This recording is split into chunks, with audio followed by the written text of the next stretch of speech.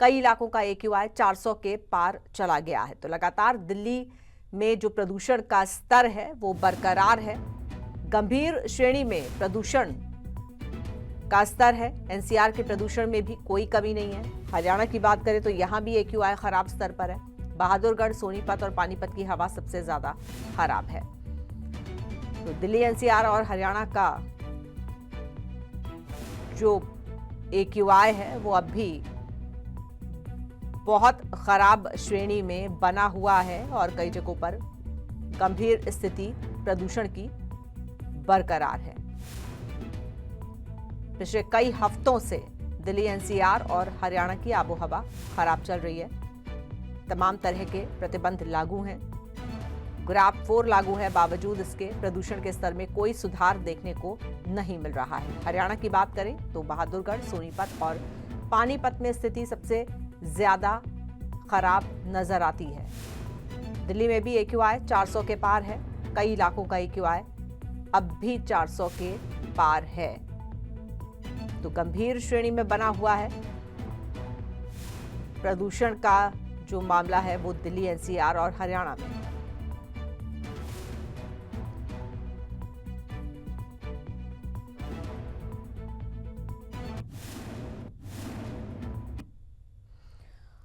और दिल्ली में आज का AQI देख लीजिए कहां कहां पर कितना है। पटपड़गंज 409, पंजाबी बाग 413, रोहिणी 432, शादीपुर 423, सोनिया विहार 425, विवेक विहार 432।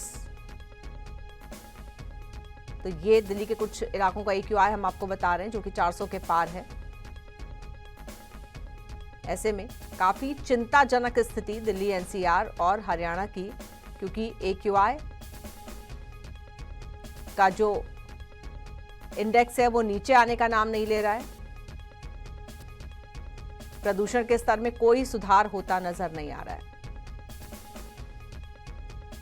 और हरियाणा में देखिए कहां पर कितना है। बहादुरगढ़ 358, सोनीपत 331, पानीपत 252।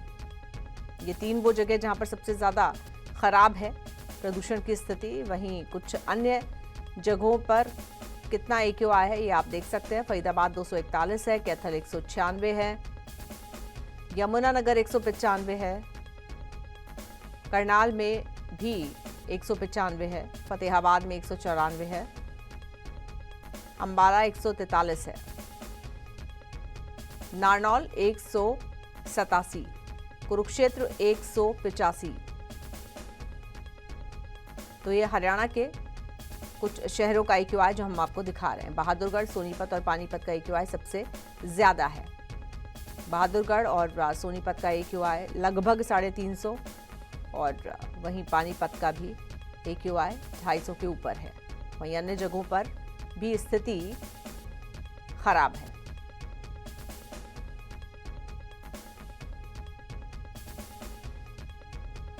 और आइए से रुख करेंगे अपने दो संवाददाताओं का। बहादुरगढ़ से हमारे साथ प्रदीप धनखड़ जुड़ रहे हैं और भिवानी से जुड़ रहे हैं इंद्रवेश दोहन। सबसे पहले प्रदीप के पास चलते हैं। बहादुरगढ़ में 350 के पार AQI। प्रदीप, क्या वजह मानी जाए तमाम प्रतिबंधों के बावजूद स्थिति सुधरती नजर क्यों नहीं आ रही है? जी बिल्कुल, पिछले कुछ लंबे समय से लगातार जो है AQI लेवल का आंकड़ा बढ़ता नजर आ रहा है। AQI लेवल लगातार 350 से ऊपर दर्ज किया जा रहा है। आज की स्थिति देखी जाए तो आज भी 358 जो है AQI लेवल पहुंचा हुआ है। देश की राजधानी दिल्ली से बिल्कुल सटा हुआ है बहादुरगढ़ में औद्योगिक क्षेत्र भी है। करीब 2,500 से 3,000 फैक्ट्रियां भी यहाँ पर हैं जो दिन रात जहरीला धुआं छोड़ती हैं। इसके अलावा जो आसपास की जो सड़कें हैं वो टूटी हुई हैं, जिनकी वजह से काफी भारी मात्रा में धूल उड़ती है, जो लोगों की परेशानी का सबब बनी हुई है। वातावरण की बात की जाए तो PM 2.5 और PM 10 पार्टिकल्स की मात्रा सबसे ज्यादा है, जो सांस के लिए बेहद खतरनाक है। सांस से संबंधित बीमारियां उत्पन्न करती है। इतना ही नहीं, छोटे बच्चों और बुजुर्गों के लिए सबसे ये घातक साबित हो सकती है, क्योंकि उनके फेफड़ों को सबसे ज्यादा नुकसान ये पहुंचा रही हैं। हालांकि झज्जर जिले में पिछले 1 सप्ताह से स्कूलों की छुट्टी चल रही थी। 1ली से 12वीं तक की कक्षाएं नहीं लग रही थी, ऑनलाइन मोड में उनकी पढ़ाई चल रही थी, लेकिन आज वो स्कूल एक बार फिर से खोल दिए गए हैं। सभी स्कूलों में आज फिजिकल क्लासेस लग रही हैं। इतना ही नहीं, सड़कों पर वाहनों की जो आवागमन है वो भी आज तेज हो गया है। देश की राजधानी दिल्ली से सटा होने के कारण जो हालात देश की राजधानी दिल्ली में बने हुए हैं, वैसे ही लगभग हालात बहादुरगढ़ में भी देखने को मिल रहे हैं। प्रदूषण का स्तर लगातार बढ़ता जा रहा है। लेकिन बात की जाए पोल्यूशन कंट्रोल विभाग की, तो वो लगातार सख्ती से काम कर रहा है।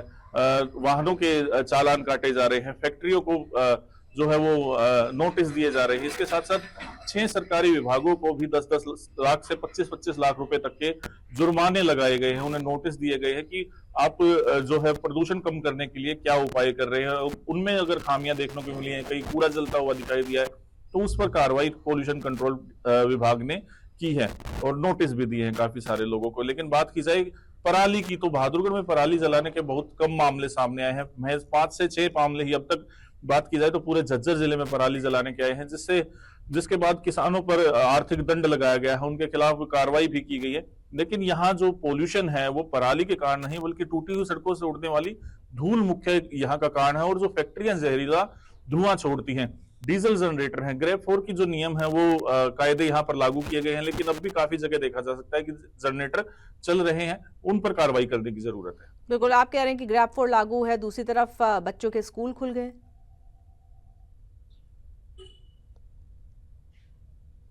जी बिल्कुल, आज जो है बच्चों के स्कूल खोल दिए गए हैं। आज पहली बार जो है करीब 1 सप्ताह के बाद बच्चे आज स्कूल गए हैं। 1ली से 12वीं कक्षा तक के जो बच्चे थे उनकी जो फिजिकल क्लासेस थी वो बैन कर दी गई थी। झज्जर जिले के डीसी ने ये आदेश जारी किए थे, लेकिन आज वो नए आदेश जारी नहीं होने के कारण आज दोबारा से स्कूल खोल दिए गए हैं। बच्चे आज स्कूल गए हैं। सुबह के समय एक्यूआई लेवल बढ़ने का कारण ये भी हो सकता है कि जो वाहन है वो काफी मात्रा में सड़कों पर निकले, क्योंकि बच्चों के स्कूल जो वो खुल गए थे। स्कूल बसें जो है वो आई है, वाहनों के जरिए बच्चे स्कूल गए हैं, तो एक कारण ये भी हो सकता है, माना जा सकता है। लेकिन बहादुरगढ़ में जो ज्यादातर जो पोल्यूशन का कारण है वो टूटी हुई सड़कें हैं। अगर वहां से वाहन गुजरते हैं तो धूल काफी मात्रा में उड़ती है। वाटर स्प्रिंकलिंग का काम होना जरूरी है, सड़कों पर पानी का छिड़काव किया जाए, लेकिन वो अब तक नहीं देखने को मिल रहा है। काफी कम मात्रा में जो प्रयास है वो किए जा रहे हैं। बात की जाए एक्यूआई लेवल की, तो आज 358 के आसपास ये एक्यूआई लेवल है और लगातार पिछले लंबे समय से 350 से ऊपर ही बना हुआ है, जो कम होने का नाम नहीं ले रहा है। बिल्कुल ठीक है, भिवानी का रुख करेंगे। हमारे संवाददाता इंद्रवेश दोहन भिवानी से हमारे साथ जुड़े हुए हैं। भिवानी में अभी ताजा स्थिति क्या है प्रदूषण की, इंद्रवेश?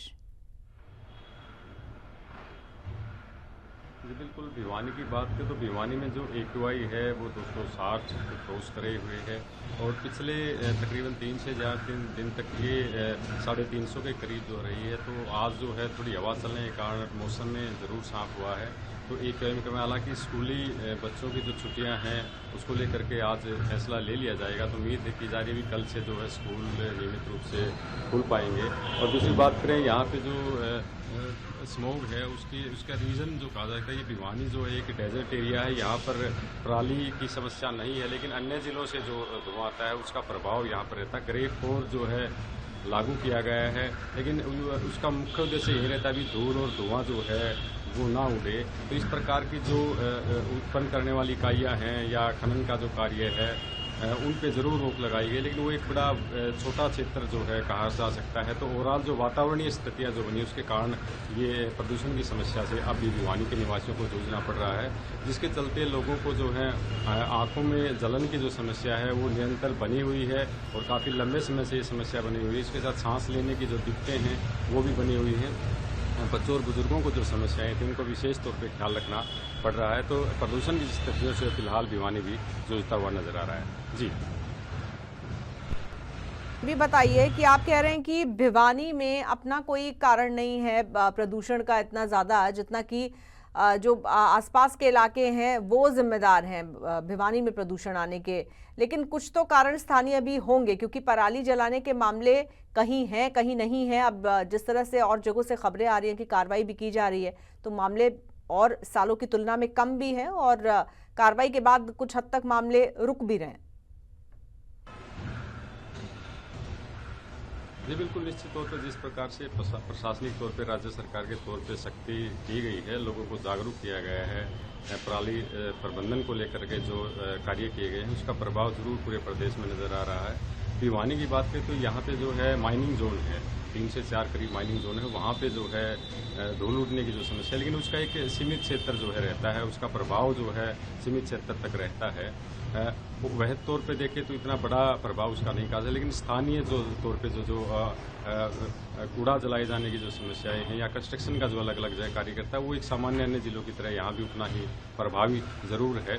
लेकिन पर्टिकुलर पराली को लेकर कहें तो यहाँ पर जो है धान के जो है बुआई नहीं की जाती, जिसके चलते ये समस्या यहाँ से उत्पन्न कम होती है। हालांकि लोगों को फिर भी पोल्यूशन से यहाँ पे जूझना पड़ रहा है। भौगोलिक तौर पे देखें तो ये एक बड़ा एरिया, पूरा जोग्राफिकल तौर पे बड़ा एरिया ये ऐसा कहा जा सकता है जहाँ पे हर वर्ष इस प्रकार की समस्याओं का, पोल्यूशन का सामना जो है करना पड़ रहा है।